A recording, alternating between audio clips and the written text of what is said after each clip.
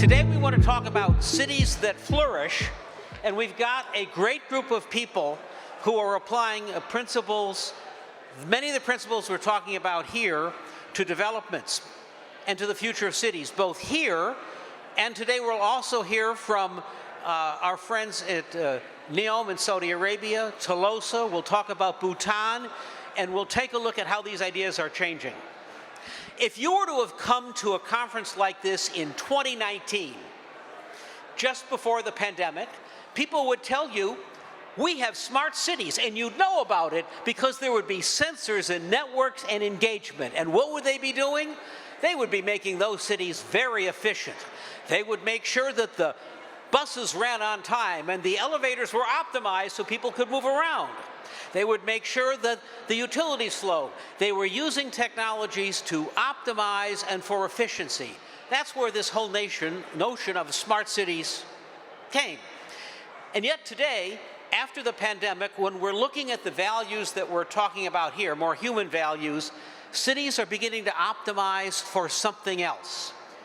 The virtues we're talking about here, how is it that our physical environment, the way that we build structures, the way that we organize people and behave together, how is it that that can accomplish flourishing, well-being, human connection, and lifelong learning?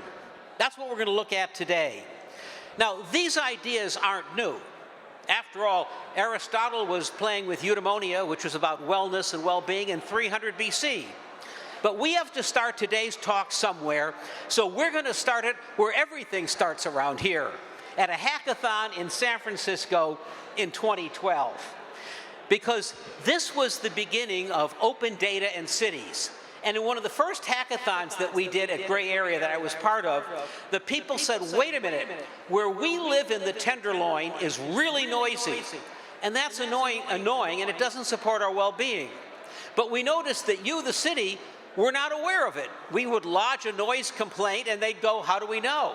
And so hackers in San Francisco installed their own sound meters to create their own data feed to monitor the city to figure out, was it noisy, which then forced the police to enforce something that led to greater well-being. It was the beginning of proving that people could use these same technologies in cities. And around the same time, this started a movement.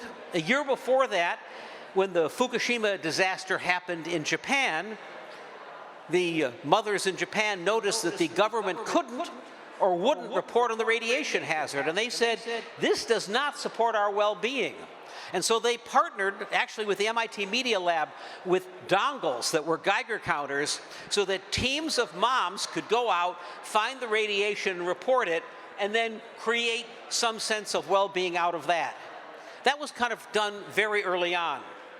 As all of us in San Francisco were beginning to experiment with this, it occurred to us, were there other ways that we could experiment in the city with happiness, with well-being, with getting people to engage with one another?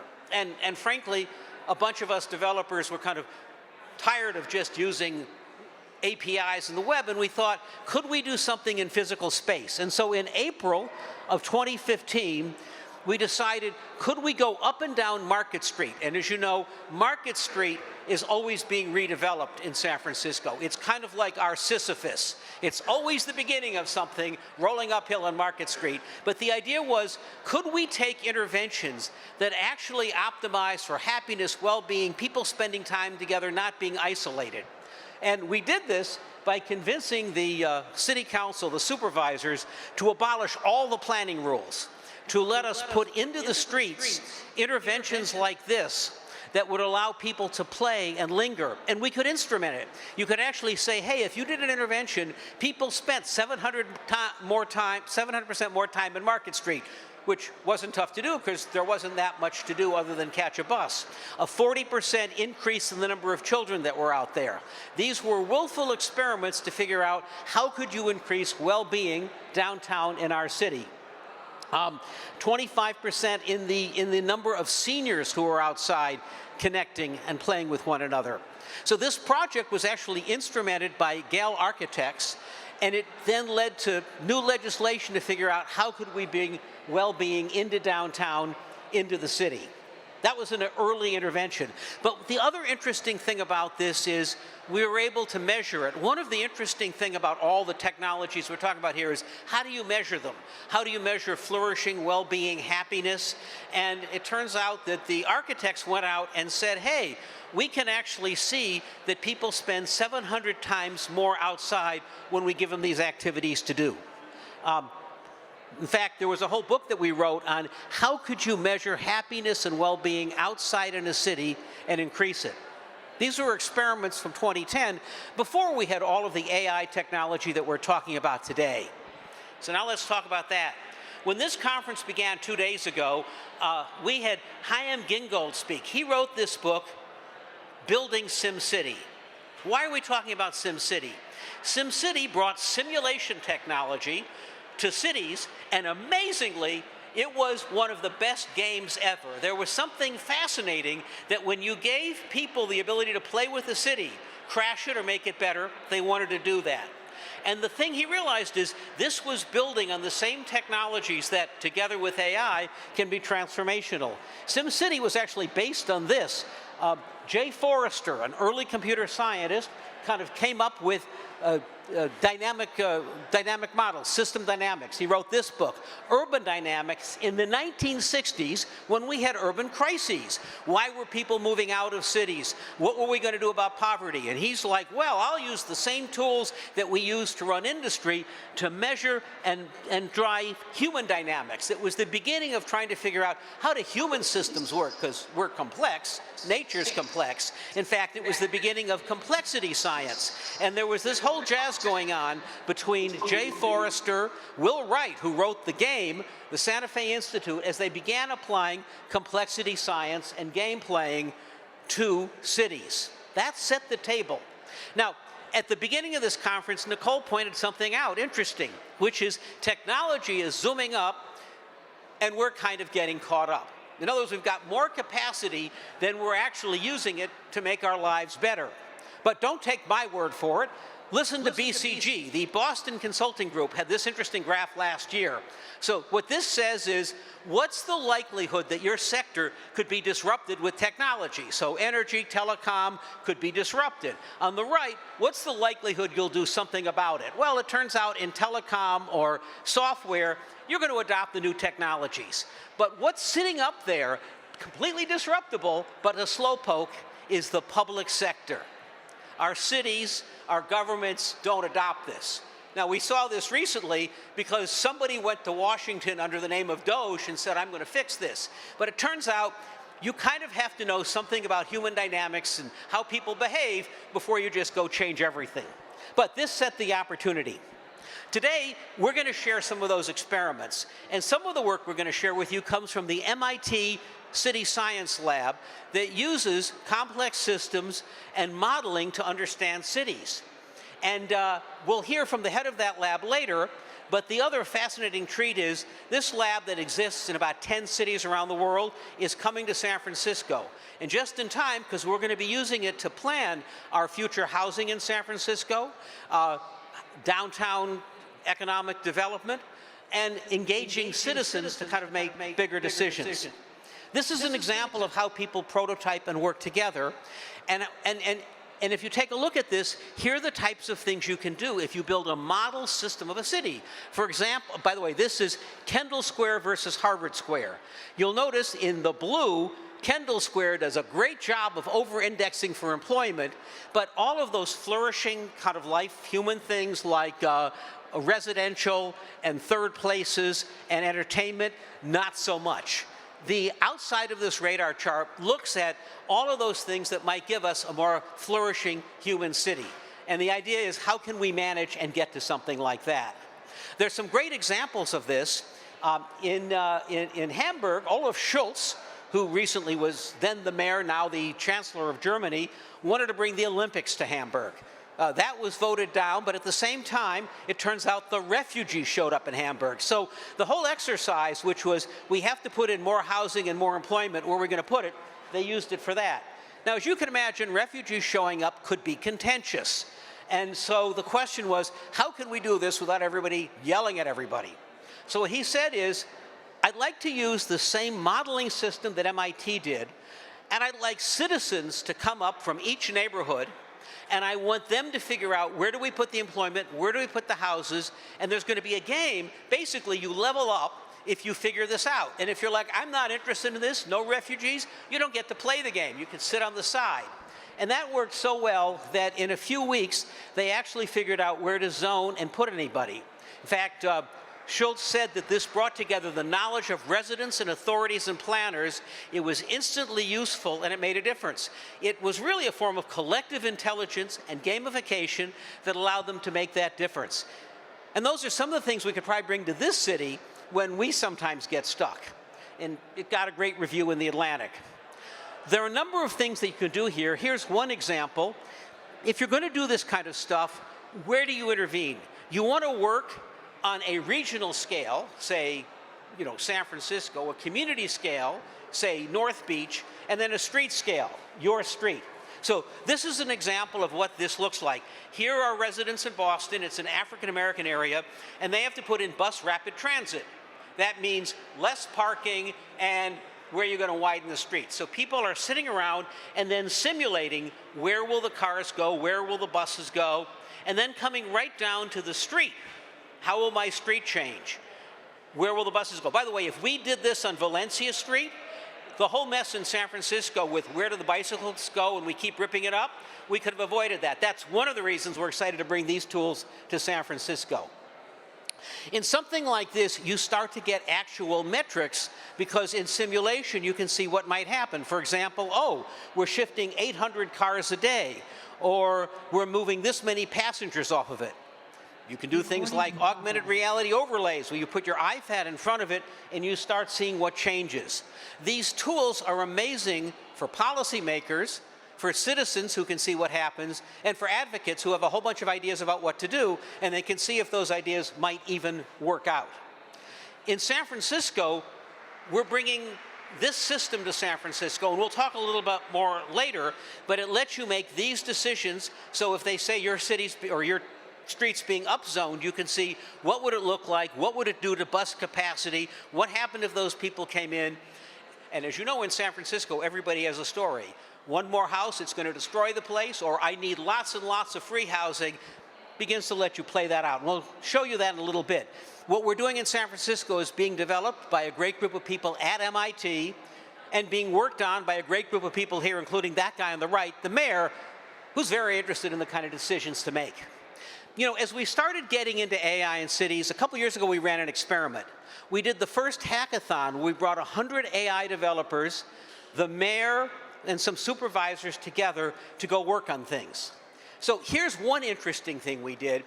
As you know, housing is contentious, and let's say you wanted to build an ADU. Maybe Amy has extra space in where she lives, and maybe she could construct something.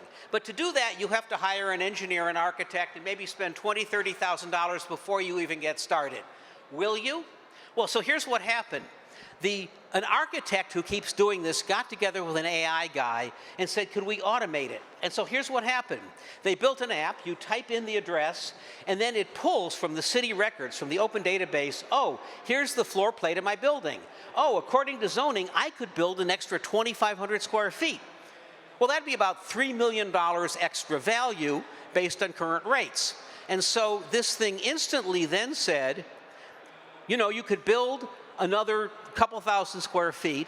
It would cost you $1.2 million, but you'd create $3 million in value. Here's the soft costs and the hard costs. We've looked at the building codes, and we could do it automatically. Now, that's an interesting thing, but to test it, I brought David Chu to that meeting. David is the city attorney, and he used to be a supervisor, and in the assembly, he was in charge of housing. So the question is, David, is all this AI stuff able to make our city more flourishing? Government is unbelievably complex. So the last demo involving housing rules, as the former chair of the Assembly Housing Committee, I can tell you we have literally thousands and thousands of pages of code. And it takes experts like 30-year architects to typically give the answer that they just figured out in a day and a half to spit out for everybody, and it's completely democratizing the ability to figure this out in a completely different way. This is revolutionary stuff. for you working in this, it may not feel that way, but I literally want to take each of these teams and put you as SWAT teams within the San Francisco Police Department and the Planning Department and 311. So I'm a bit blown away. And I'm someone who, I anticipated that this was happening, but it's one thing to sort of think about it theoretically, another thing to see the output of work after data. So that was a couple years ago, but it was one of the first experiments to go do that. By the way, since then, David has gotten religion. He has realized that one of the adjacencies in AI called computational law, which basically means you could read through lots and lots of city code, and if you're trying to make a change, rather than lawyers go through the documents, AI can figure it out and help recommend a change, and he actually thinks we can use this stuff to unbury ourselves from bureaucracy. Later in this conversation, we'll talk about, can we actually use it to replace things like permitting and significantly speed up the way we do things, and then code into it. Here's what we're trying to optimize for in terms of quality of life or mingling or outdoor space, amenities. How could we get there? Mick, I think you're going to be, isn't this a part that you're going to talk about? So what we've just talked about is how AI might begin to do things. There's some really interesting work going on, and I think this is a piece you're going to show us from Autodesk, right? Yes. Hey, everybody. My name is Mickey. Thank you for coming. Can you all hear me okay? It's all good. And I'm gonna go back one more.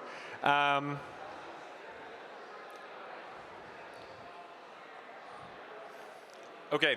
So one of the things happening right over in Oakland is an experiment that the folks at Autodesk Research did. I was in Autodesk from 2014 until 2020, exploring what happens when we do generative design, goal-directed design, where you look at goals, constraints, and obstacles across multiple dimensions, and then simulate thousands of possibilities. And we decided to explore that space. So this was sort of pre-generative AI. This is physics-based, and now it's combined with generative AI. So it's deeply generative design. So this is Oakland. This is the space that actually has been working on. And the research team basically started looking at, like, what could we do to simulate all the ways you could rebuild this, and could you use industrialized manufacturing to do it? So this is the physical space that you see, looking at it from different points of view. Now let's actually look at what happens when you start simulating things. And so the idea here is maybe the landlords put in certain dimensions that they care about, the citizens put in certain dimensions, and the system starts actually simulating the entire block and starting to look at what happens here. And you can see that little radar chart up in the corner. It's actually different dimensions. So it's actually looking at, like, views to the outside, public spaces, things like that. So it's basically optimizing across all these different dimensions to try to understand kind of what could be. Now this turns out to be really important, because as we start simulating these things, we start saying to ourselves, okay, now how could we produce that? We found out that we could team up with a group in Vallejo called Factory OS, 40% faster, 20% to 40% less expensive, because they actually use union labor inside of a building up in an old submarine factory to actually assemble the entire units. And so they go from site to building to module all the way down. And so it's a simulator that allows you to think about all the things like acoustics and ventilation and unit diversity and waste and aesthetics all the way across the whole board. And so this gets kind of exciting, because now you could say, okay, how can we do this? Now, the other question that we really had was, could we do this so that it was net positive from the standpoint of the actual embodied carbon? So we started looking at embodied carbon. We started looking at how could we actually reduce the embodied carbon, which is the carbon you put in as you're trying to build stuff. You're actually burning a lot of carbon to put in cement. You're burning a lot of carbon to make those giant panels on the outside and things like that. And so now we're calculating the embodied carbon, and we're trying to see if can we come up with dimensions and ways and material approaches that could actually change the dynamic and give us a better approach to this. So now, because you can look at multiple dimensions, and humans can only remember maybe 2 dimensions or work on 2 dimensions at a time, it makes it hard.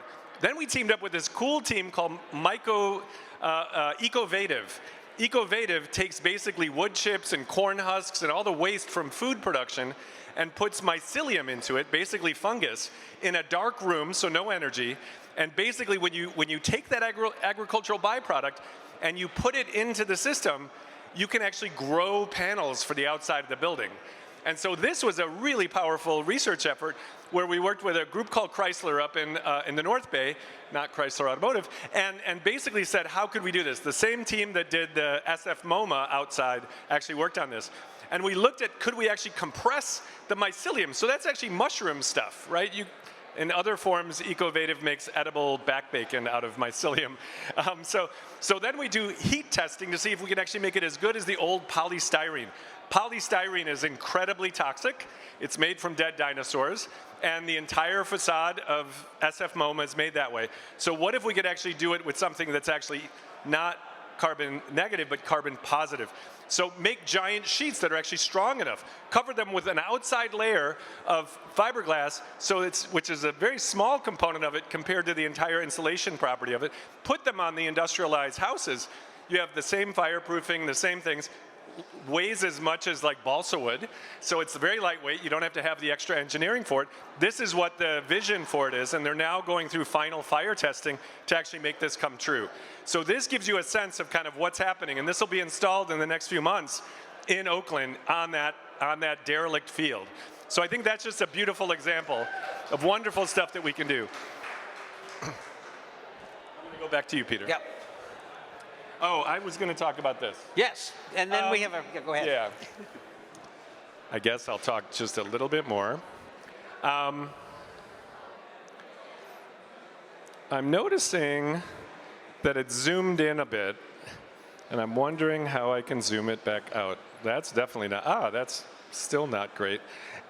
Okay. Okay, go ahead, just keep talking. So when we've been talking about this stuff, we've been talking about minds and meaning, and we've got some new minds joining us recently in terms of artificial intelligence. We've been talking about the balance of science and art. Walking through this entire space, we're learning about all sorts of different things going on with science and art. And we've been talking about places and potential. How do place, time, and space actually give us the power to actually prototype ourselves, to learn about how to actually make things better? How do those all go together? And if you think of it, we have to think about, from a meaning standpoint, what does it mean to be human in this age of AI? And that starts to be a kind of an interesting question. You know, what is our inner landscape? How do we face self-doubt? What about shifting to curiosity or feeling a sense of agency? And then we've got these new machine minds. It's like, what the heck are they doing? And what's going on? And are they going to take our jobs?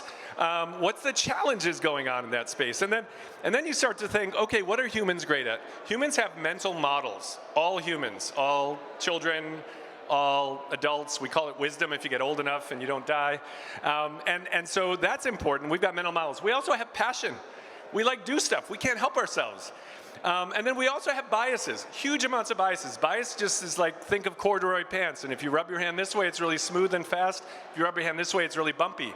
A bias is a shortcut that we evolved over nature to help us find meat when we were looking for woolly mammoths. Some of those shortcuts are past their sell-by date, unfortunately, and some of them are getting embedded inside of our systems. We also spend a lot of time predicting the future. Every moment you're trying to figure out what the word is that I'm going to say next.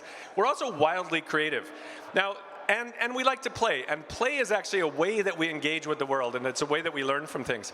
Now, Silicon learners don't have a mental model. You can't find any Silicon learner that actually has mental models or wisdoms or like kind of an inner model of how the world works. There are 9-month-old children in some studies, all the 9-month-old children they've tested outperform GPT-4 levels in terms of predicting the agency of others. They have a mental model because it's free. So do squirrels. AI doesn't. But, you know, they actually don't have passions. They do have biases because we embedded them into all of our software, and after we ripped the entire planet into a large language model, those biases go along with it. But they can predict the future. We can actually use them for forecasting and backcasting, and they are creative. So I think it's really important to note that you can see random wild things, and secretly it's the humans that see the weird outputs and go, oh my gosh, that inspires me. Now, if you think of minds and meanings, you also have science. It's the way that we kind of compress the world into something that gives us predictive power, like equals MC squared is actually compressing a lot of things into an explanation that helps us understand nuclear power. But it also, you know, on the other side, art is the uncompressible. Art's the ephemeral, the beautiful. It's actually about our own exploration. It reacts to now. It gives us the permission to push the edges. We've got Amy Carl in the room, who's possibly one of the best artists on the planet right now, and she is exploring what it means to be alive in this moment. And then if you think about places and potential, places and spaces, from the family to the street to the train station, give us belonging. Like, this is our community. Gives us identity, gives us economic development, gives us serendipity, gives us upward mobility if we can figure it out, and gives us safety. But also time is important. It takes us time to learn things. It takes time to actually figure out things. We've got to go through that sort of hero's journey that every Pixar movie teaches us about, but that's part of our life. And so we have to go through that hero's journey and understand it, and it's necessary to have time to grow and to be able to expand. And then, if we're lucky, we find a Goldilocks zone, somewhere in the middle between all these different kinds of things. How do we find safety to explore any emergent things going on? And so these all really matter to us. And I think our goal is to say, how do we do jazz collaboration? We're entering sort of a jazz age of AI. And I think that is the real potential. And this jazz age of AI, between the environment itself, the learners, humans and machines, and the embodiment that comes from the physical environment, is pretty exciting. This is a quote from Wynton Marsalis, and it says, "I had something to say." He's an amazing jazz musician. "And so did they, everyone else in the band. The freer they were, the freer I could be, and vice versa. To be heard demanded that we listen closely. And to sound good, we had to start trusting each other." And I think trusted AI is one of the big topics this whole week, and it's something that we have to work on. That's where Tom and Kim and the collective intelligence folks are exploring.